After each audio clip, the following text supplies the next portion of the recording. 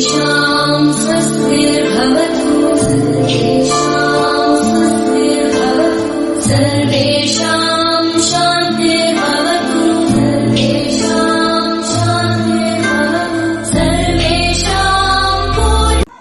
विद्या भारती द्वारा संचालित ऑनलाइन कक्षा में सभी भैया बहनों का स्वागत।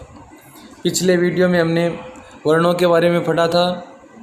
वर्ण कितने प्रकार के होते हैं और उनको कितने भागों में बांटा गया है, इस विषय में हमने पढ़ा था। आज की कक्षा में हम उच्चारण स्थान के बारे में पढ़ेंगे। पिछले वीडियो में हमने पढ़ लिया था कि वर्ण हैं वो 48 हैं और इनको 3 भागों में बांटा गया है, स्वराह, व्यंजनानी और अयोगवाह। स्वर 13 होते हैं, 5 हार्स्व होते हैं और 8 दीर्घ होते हैं। फिर व्यंजन 33, उनमें 25 तो वर्गीय व्यंजन होते हैं और 8 अवर्गीय होते हैं। 8 जो अवर्गीय व्यंजन है उनको 2 भागों में बांटा है, अंतस्था और उष्माण।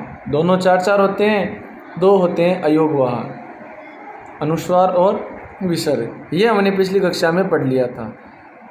आज हम प्रत्येक वर्ण कहाँ से उच्चारण होना चाहिए, शुद्ध उच्चारण होना चाहिए, इस विषय में पढ़ रहे हैं। तो आइए आगे चलते हैं। उच्चारण स्थानानि। उच्चारण स्थानानि यानी हम जो कोई भी वर्ण है उसका उच्चारण करते हैं तो उच्चारण का स्थान कौन सा है। बोलते समय जीवा दांत से टकराती है तो दंत्य हो गया। हमारे तालव्य से जीवा है वो टकराती है तो वो जीवा मूल्य हो गया। तो इस प्रकार अगर बोलते समय हमारे होठ हैं वो हिल रहे हैं तो उसके अंदर हमारे ओष्ठ्य हो गया। तो उच्चारण के जो स्थान हैं उनको 8 भागों में बांटा गया है, यानी उच्चारण स्थानानि अष्टो सन्ति। 8 उच्चारण स्थान हैं। उनमें सबसे पहले है उर, कंठ, शिरः, जीवामूलम, दंता, नासिका, औष्ठौ, तालु आदि। सर्वप्रथम वर्णः, उत्पत्ति स्थान और वर्णानाम संज्ञा। वर्णा कौन से वर्ण हैं? अ, आ, क, ख, ग, घ, ङ, ह और विसर्ग।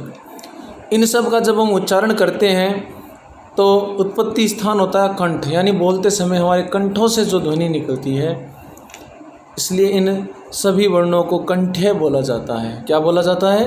कंठ्य।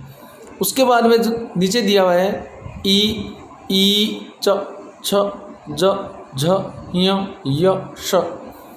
इन सबको बोलते समय हमारी जो जीवा है वो तालु से टकराती है, इसलिए ये सब वर्ण क्या कहलाते हैं? तालव्य कहलाते हैं। उसके बाद है री, ट, ठ, ड, ढ, ण, र, श। ये सब मूर्धा उच्चारण स्थान होता है। मूर्धा हमारी जो जीवा है वो कंपन के माध्यम से र, ट।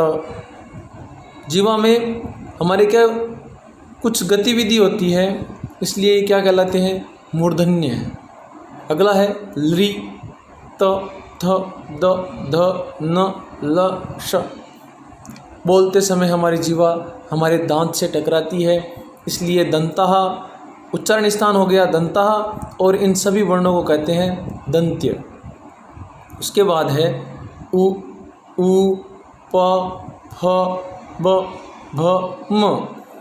हमारे बोलते समय जो हमारे होठ हैं, ओष्ठ हैं, वो एक दूसरे से टकराते हैं, इसलिए उच्चारण स्थान हो गया औष्ठव, और इन वर्णों को कहते हैं औष्ठ्य। आगे है पंचम वर्ण, देखो ङ, ञ, ण, न, म। इनको बोलते समय हमारे कंठ का तो प्रयोग होता ही है, साथ में हमारी नासिका का ज़्यादा प्रयोग होता है, इसलिए ये हो गए नासिक्य।